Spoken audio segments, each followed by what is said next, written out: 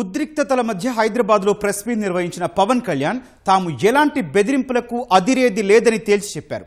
తెలంగాణలో జనసేన పార్టీ పోటీ చేసి తీరుతుందని ప్రకటించారు. తానే స్వయంగా తెలంగాణ అంతా తిరుగుతానని స్పష్టం చేశారు. జీహెచ్ఎంసీ ఎన్నికల బరిలోకి దిగుతామని తేల్చి చెప్పారు. ఇలాంటి కీలక అంశాలపై మా ప్రతినిధి రంగారావు గ్రౌండ్ రిపోర్ట్. పవన్ కళ్యాణ్ గత కొంతకాలంగా తెలంగాణలో జనసేన పార్టీకి సంబంధించి జరుగుతున్న పరిణామాలను ఒక్కొక్కటిగా వివరిస్తూ వచ్చారు. తాను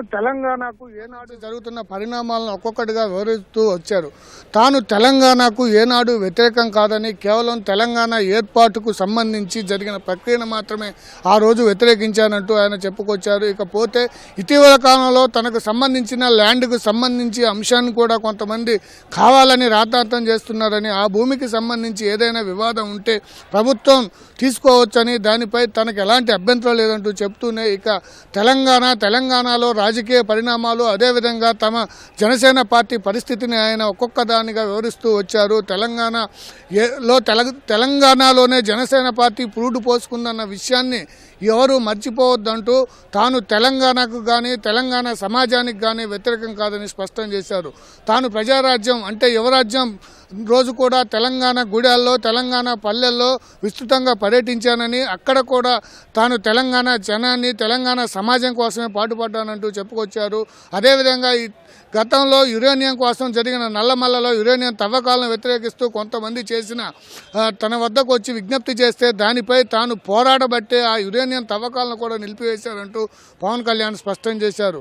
ఇక్కడ కేవలం కొంతమంది నాయకులు మాత్రమే తెలంగాణ ముసుగు వేసుకొని జనసేనను తనను వ్యక్తిగతంగా టార్గెట్ చేస్తున్నారని, వారిని మాత్రమే తాను నిందిస్తున్నానని, మిగతా సమాజం కానీ అదేవిధంగా తెలంగాణ ప్రజలు కానీ చాలా మంచివాళ్ళు అంటూ ఆయన చెప్పుకొచ్చారు. తెలంగాణపై తనకు అమితమైన ప్రేమ ఉందని, అదేవిధంగా యుద్ధ నౌక గద్దర్ వంటి వారు తనకు మొదటి నుంచి ఆప్తులు అంటూ చెప్పుకొచ్చారు. గద్దర్ ఆసుపత్రిలో ఉంటే స్వయంగా వెళ్ళి పరామర్శించాను.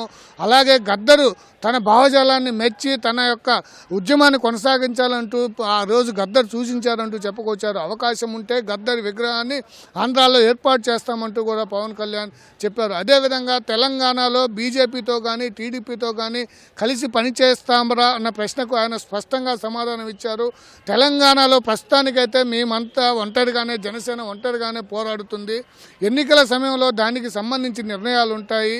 తెలంగాణ జనసేన నాయకులంతా కూడా రాబోయే జీహెచ్ఎంసీ ఎన్నికలకు సిద్ధమవుతున్నారని, జీహెచ్ఎంసీ ఎన్నికల్లో తామంతా పోరాడుతామని ఆయన స్పష్టం చేశారు. తెలంగాణలో ఇకపై తాను రెగ్యులర్గా టూర్ చేస్తూ తెలంగాణ సమస్యలపైన ప్రజల యొక్క ఆందోళనలో పాలు పంచుకుంటానని ఆయన చెప్పారు. అదేవిధంగా తెలంగాణలో కొంతమంది కాంగ్రెస్ నాయకులు కావాలనే తన పర్యటనను, జనసేన కార్యక్రమాలను అడ్డుకుంటున్నారని, తనను హెచ్చరిస్తూ ప్రకటనలు చేస్తున్నారంటూ ఆయన చెప్పుకొచ్చారు. రేవంత్ రెడ్డి లాంటి ముఖ్యమంత్రికి ఈ విషయాలు తెలిసి ఉండకపోవచ్చు, కానీ ఆయన మాట్లాడటం లేదు. కానీ కొంతమంది కాంగ్రెస్ నాయకులు కావాలనే ప్రతి అంశాన్ని రాద్ధాంతం చేస్తున్నారని పవన్ కళ్యాణ్ విమర్శించడం జరిగింది. ఇకపోతే తెలంగాణకు సంబంధించి ఎవరైతే అటు కేసీఆర్ కానీ ఇటు కవిత కానీ మరికొందరు నాయకులు కూడా తెలంగాణ సెంటిమెంట్ను రెచ్చగొడుతున్నారని, కానీ తాను సెంటిమెంటుకు తలొగ్గే 12 సంవత్సరాల పాటు తెలంగాణలో ఎలాంటి కార్యకలాపాలు చేయలేదని, ఇక ఇప్పుడు తెలంగాణ సెంటిమెంట్ లేదు, ఏం లేదు, కావాలని కొందరు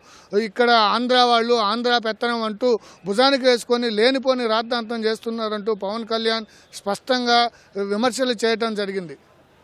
ఓవర్ టు స్టూడియో.